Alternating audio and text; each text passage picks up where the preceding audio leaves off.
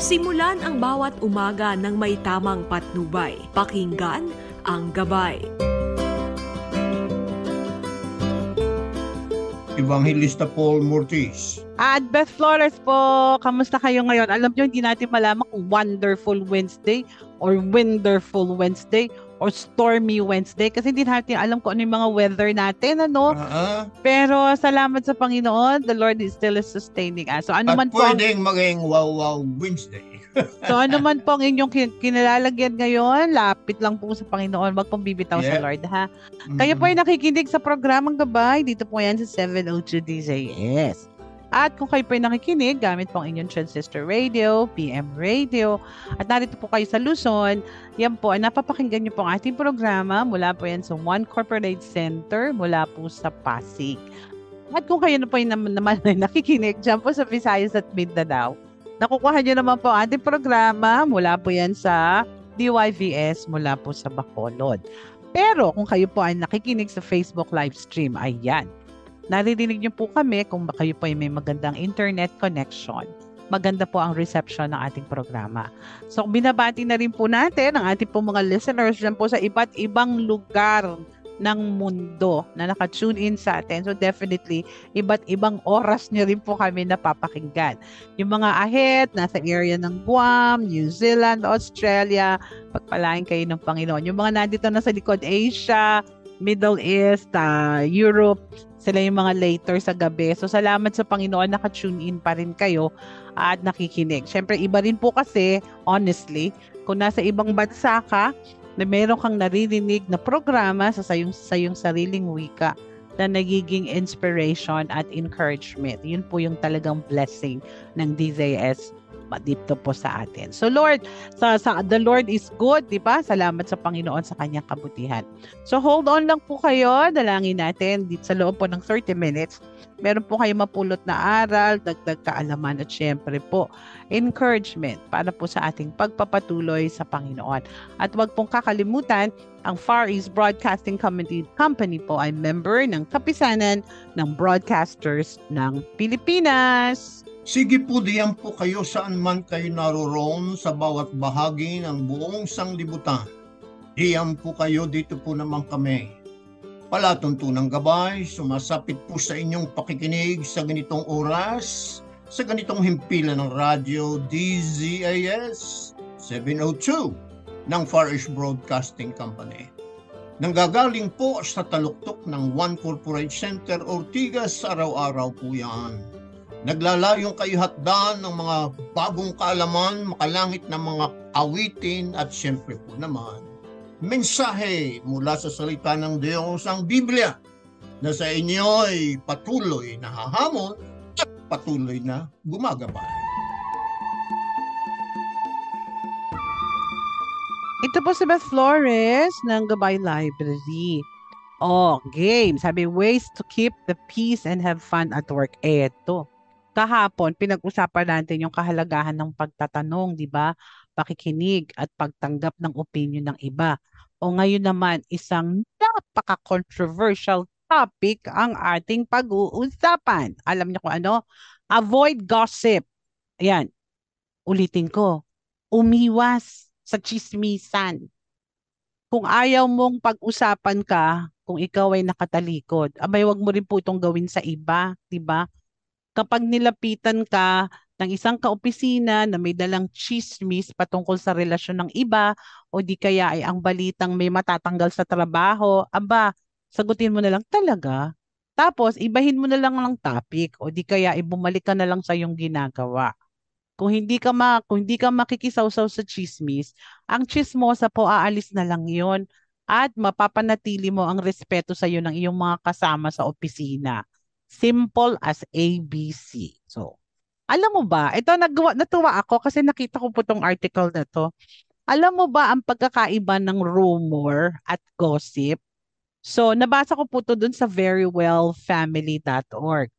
Ang rumor pala, o yung tinatawag nating bali-balita o usap-usapan, ay mga maliliit na impormasyon o kwento na hindi naman napatunayan. Ang ibig sabihin ay ang taong nagkikwento, hindi pa siya sigurado kung ang kwento ay totoo o hindi. So kadalasan ang mga taong nagkakalat ng mga balibalita o usap-usapan ay hindi nagbibigay ng panahon upang malaman kung totoo ang kanilang sinasabi, ikinikwento o ikinakalat. O. Kadalasan, ang mga rumors o bali-balita o usap-usapan ay naikakalat sa mga tao at ito ay maaaring magbago ng kwento sa pagpasa nito. Aba, at resulta, maaaring ang kwento po ay maging exaggerated o sobra-sobra o talagang nabago na, o di ba? So ang rumor o bali-balita ay maaring anumang topic at ito ay padagdag ng padagdag o patindi ng patindi ang kwento. Halimbawa, ito, maganda to. May balita na kumakalat na may nakakita. Sabihin natin si Pastor. May nakakita kay Pastor na may kasamang babae na kumakain sa restaurant. Hindi man lamang naglakas ng loob si member para lumapit at magtanong kung sino yung kasama ni Pastor. O di kaya yun, may bali-balita na kumakalat sa church at mga bulong-bulungan. O, yung pala, yung babaeng kasama ni Pastor ay pinsan niya galing sa Amerika at gusto makipag-usap dahil kailangan ng advice. O, boom, panis. O, di ba? Nagkalat pa si Pastor, di ba? Ang gossip naman o chismis, ito yung may konting kaibahan sa usap-usapan.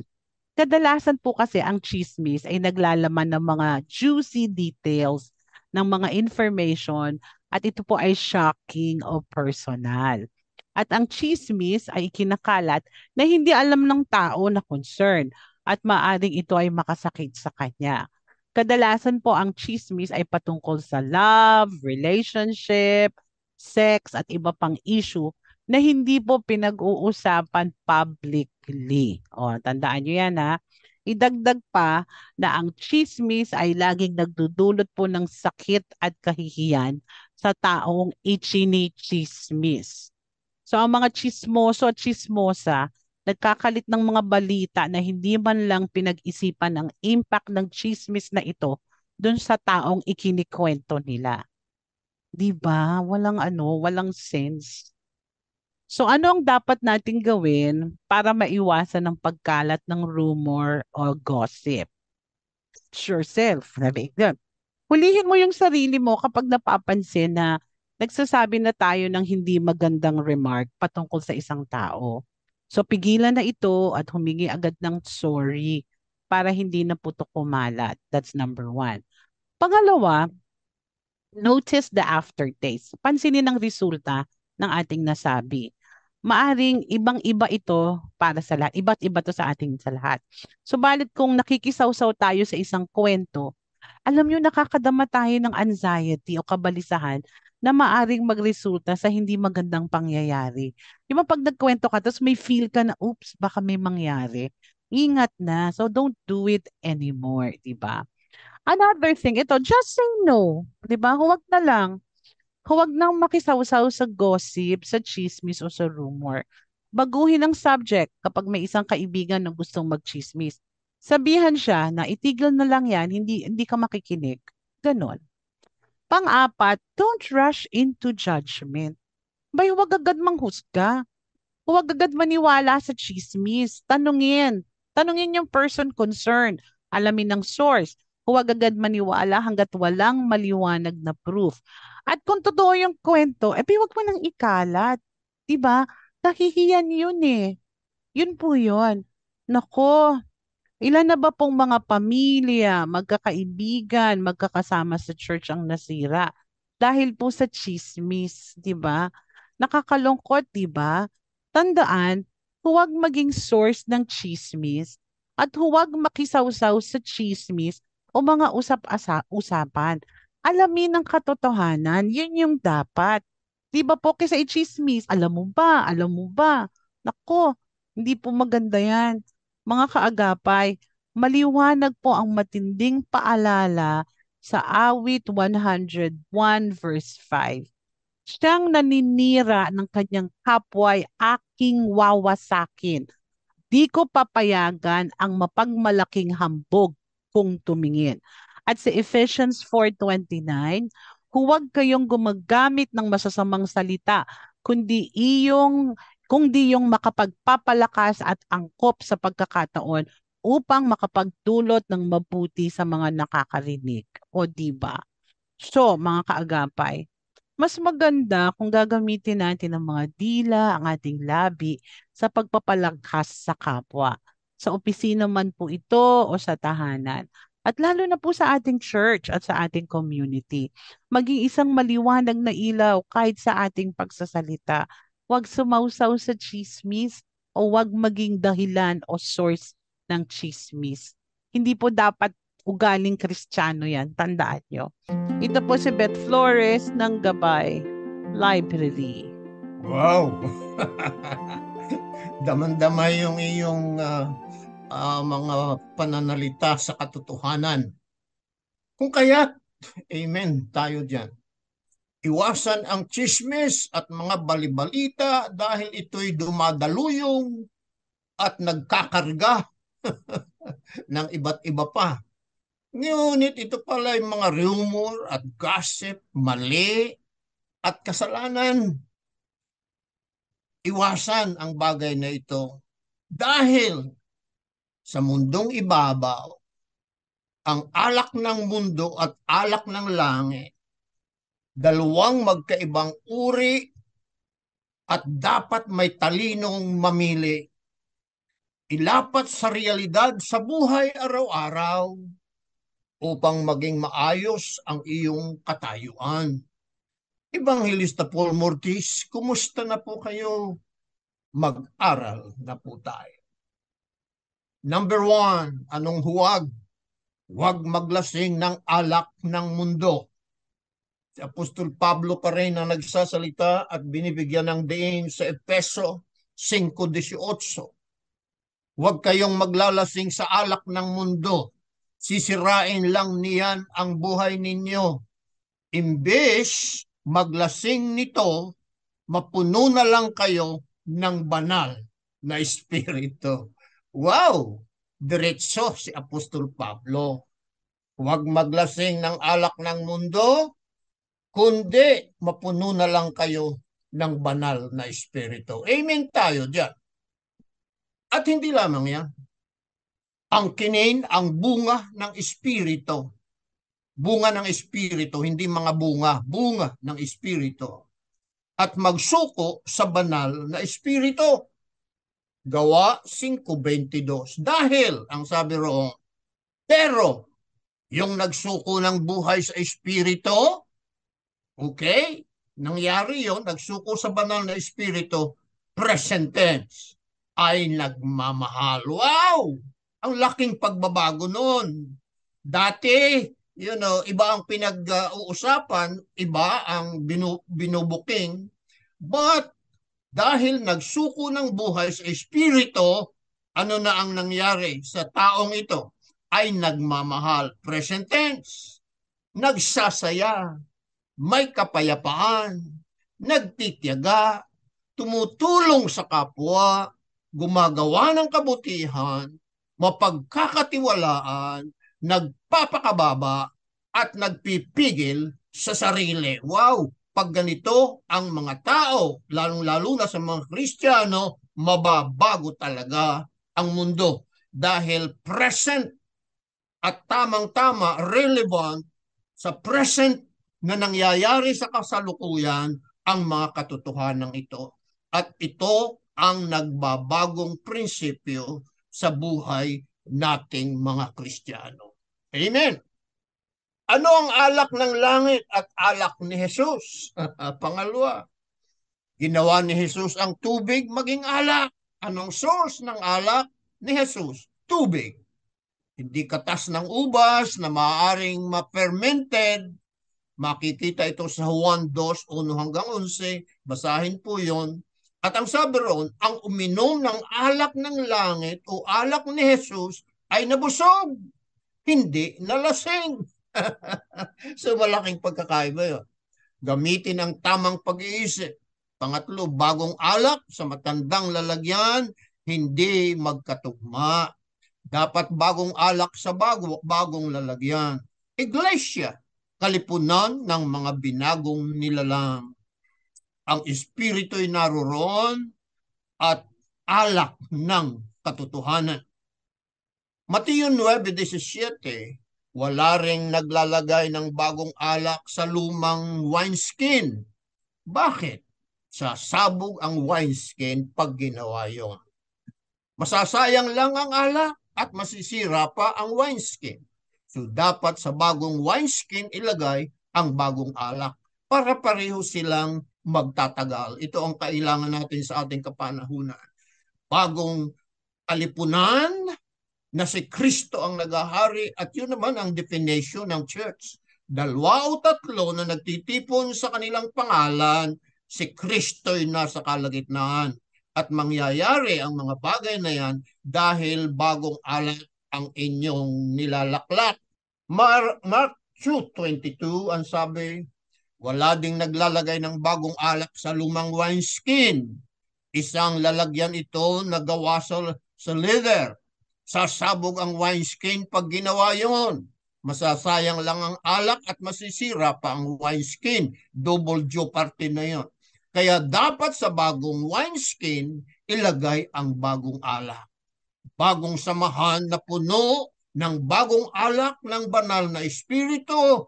Dahil kung sira na ang dating kinalalagyan, ang espiritu ng bagong alak ay parang tubig na ito'y magwawala at pupunta sa bagong lalagyan upang sa gayon ang panibagong buhay ng alak ng Diyos ang siyang magbabago sa mundong ibabaw.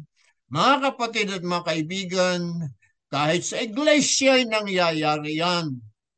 Bagong alak pa ba ang nagkukontrol o tao na ang nagkukontrol?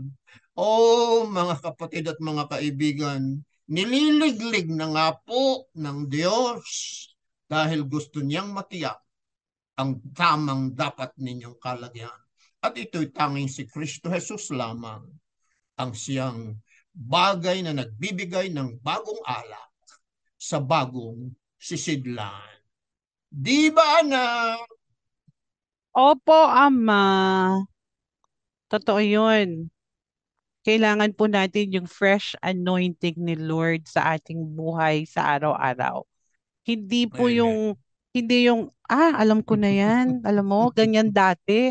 Ganito yung ginawa ni Lord dati. Gagawin din uli ni Lord to ngayon. Hindi po. Ang Panginoon lagi is always in the language of new things. What we think happened in the past. Kaya nga lagi natin sinasabi, we can never glory in the past. Kasi yung past na yon hindi naman tayo may gawa. Si Lord naman po ang may gawa noon, di ba? So, ang lagi nating hingin sa Panginoon, ano yung mga bago niyang gagawin, ano yung bago niyang titingnan, ano yung papano. Basta maging in tune lang po tayo lagi sa ginagawa ng Panginoon. Ang Lord po laging at work. Hindi po yan humihinto sa kanyang ginagawa. Maging kabahagi tayo sa ginagawa ng Panginoon. 'Di ba? Or kasi minsan gusto natin, the Lord, naging effective to na to 20 years ago. Ganito na uli ang gagawin ko. But it never works that way. 'Di ba? Seek the Lord. Ask anong gusto ng Panginoong ipagawa sa atin. At dun siya, He will continue to do His work.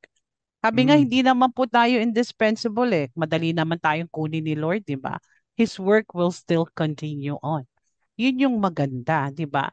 So, ang dapat natin gawin, patuloy tayong magpagamit sa Panginoon. Habang naririto ka pa at may buhay ka pa, Opo. paggamit. Opo, totoo yun. At baka nga kunin tayo. At Pag hindi na tayo yun? kagamit-gamit. Kapag hindi na tayo nagiging pagpapala, tapos nagiging burden na tayo sa iba, kukunin na lang tayo ni Lord. Sa totoo lang. Kaya mas mabuti pa na maging... Nakakasira. Opo. Nakakasira sa patotoo ng Panginoon. Huwag po ha.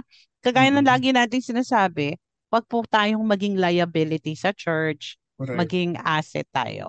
Pray at huwag magkaroon ng compromising spirit sa church. Mag-pray na po tayo. Ay, sige. Let us pray. Panginoon, marami pong salamat sa iyo pong pagtuturo sa amin. Totoo yun, Lord. there's always something new na you are doing. At kung kami po, Panginoon, ay kabahagi ng isang iglesia, dalangin namin, maging example din kami, Panginoon, ng pagiging good member. Kahit halimbawa, nung una, naging leaders kami, pero ngayon, Panginoon, at this stage and time, nasa member kami, dalangin namin, Panginoon, maging example din kami of what it is to be a good follower. At yun po yun, napakaganda, Panginoon, kasi at times you make us leaders, at times you make us followers. So on both, if we are good leaders are also characterized by good followers. So Lord, yun po ang dalangin namin. Kasi lalo na nga po kami, nagkakaedad na po kami, nasa time na po kami na we have to mellow down on what we are doing and you are raising new leaders to do the work and continue the work na maaring kami po yung nagsimula. Okay lang yun, Lord. As long as kami po ay nagsusuporta sa ginagawa mo, yun po ang mahalaga. So Lord, thank you po kasi ikaw rin naman po talaga ang gumagawa. Hindi naman po kami, Panginoon. Ginamit mo lang kami. So Lord, salamat po doon. So Lord, dalangin po namin, ikaw po ang siyang manguna. Today, Father, we remember to pray for our friends, si Kina Villanueva. Thank you, Lord, for her life. Continue to use her. Ganon din po si Cynthia Chico Salvador, si Marites Lumontad, si Calia Halos, si Jay Espanyol Cachuela, si Naneth Cristobal, si Marites Mico Lumontad. Ganon din, Lord, kay Hosanna Shane Guerrero. Salamat po sa kanyang buhay at patuloy na ginagawa mo sa kanilang buhay. Lord, salamat po. You are so good. At ang dalangin namin, Panginoon, patuloy kang manguna sa aming mga buhay. Lord, today, we remember, Panginoon, yung aming mga ginagawa sa office. Gawin na po kaming pagpapala, Panginoon, sa aming mga kasama sa work, sa aming pamilya, ganun din po sa aming church. Panginoon, dalangin namin sa every word that we say and everything that we'll do will be an encouragement for others. At wag po kami, Panginoong, maging cause ng division o maging cause, Panginoon, ng mga gossips at saka mga rumor sa aming iglesia. Dalangin namin, dala-dala namin ng iyong salita and everything. So Lord, salamat po. Dalangin namin sa aming mga listeners na Panginoon, dumadaan sa pagsubok ng buhay, sa mga kaagapay namin na dumadaan sa karamdaman. Ikaw po ang aming maging kagalingan. Dalangin din po namin, Panginoon, kung kami po ay may mga kaibigan na dumadaan sa mga financial na mga challenges, ikaw po ang maging katugunan at katustusan. Panginoon, ganun din po ang dalangin namin sa amin pong mga kaibigan na nangangailangan nasa crossroads ng buhay, nangangailangan ng direction. Panginoon, dalangin namin, patuloy na pangunguna mo, Panginoon. At ganun din po, Lord, sa amin po mga kaibigan na patuloy na ngayon, dumadaan po sa crisis of losing loved ones. Dalangin po na, Panginoon namin, comforts and peace sa kanila. So Lord, salamat po. Naalala ko rin po ipag-pray ngayon. Uli, Panginoon, si Nanay Flor at si Tatay Lito Ricardo, salamat po sa kanilang buhay. Patuloy na kalakasan po sa kanilang, Panginoon. At ganoon na rin uli kay Ate Let at sa kanya pong pag-work. Dalangin namin patuloy na biyaya at pagpapala po sa kanila. At ganoon din po sa aming mga kaagapay, Panginoon. Hindi ko man po sila nabanggit, kilala mo po sila, Panginoon. So, dalangin namin sa lahat po ng mga pamilyang nakikinig sa araw na ito, mga kaagapay namin. Panginoon, ibuhos mo po ang iyong pagpapala sa bawat isa sa amin. Marami pong salamat. Panginoon, salamat po sa katotohanan ng 2 Corinthians 5:17. Ang sinumang na kay Kristo'y bagong nilalang. Panginoon, sa kapanahunang ito, tunay na bagong nilalang ang dapat na kailangan. Upang sa gayon, Panginoon, ang bagong nilalang na ito, ang siyang tunay na mangunguna sa bagong wineskin, upang sa gayon, ikaw ay maluwalhati sa bawat sandali. Panginoon, nakikita mo ang puso ng bawat isa sa amin. Kung ang aming puso'y mali, Panginoon, humihingi kami ng kapatawaran, ikaw ang magbago ng aming buhay, at ang bagong alak sa bagong wineskin ang siyang nagpapatuloy. Kaya Panginoon, marami pong salamat. Yes, Lord, huwag lamang kung tubig ang iinumin. Uminom ka rin ng kaunting wine para makatulong sa sikmura mo. since madalas magkasakit. Si Apostol Pablo nagsasalita kay Timoteo, what a revelation for healing. Kaunting alak para sumasakit na sikmura. Mga katotohanan ng salita ng Diyos. But looking unto Jesus alone for right gabay. In Jesus' name, amen and amen, na siya ang tunay naming great physician. Huwag po ninyo kaming lalampasan. In Jesus' name, amen and amen. Di ba, anak? Ito po si Beth Flores, nagpapaalala, life is not a series of chances, it is a series of choices. Sa ngalan po ng ating Panginoong Hesus na ating sinasambat, niluluwalhati at sa pamamahalang teknikal ng kapatid na Regia Villena. At Anuel Mendoza po, kasama ating buong gabay barkada sa Broadcast Engineering, Radio TV, ProdTech at sa transmitter sa Bukawi, Jericho Flores po dito sa aming tahanan. Ito po naman ang inyong lingkod, Evangelista Paul Mortis, nagsasabi kapag si Jesu Kristo ang inyong gabay, hindi kayo mawawalay kailanman. Pagpalain kayo ng Diyos. Paalam sa ngayon, ngunit hanggang bukas na muli sa isa na namang gabay. Iyong narinig ang programang Hatid ay Patnubay, Gabay.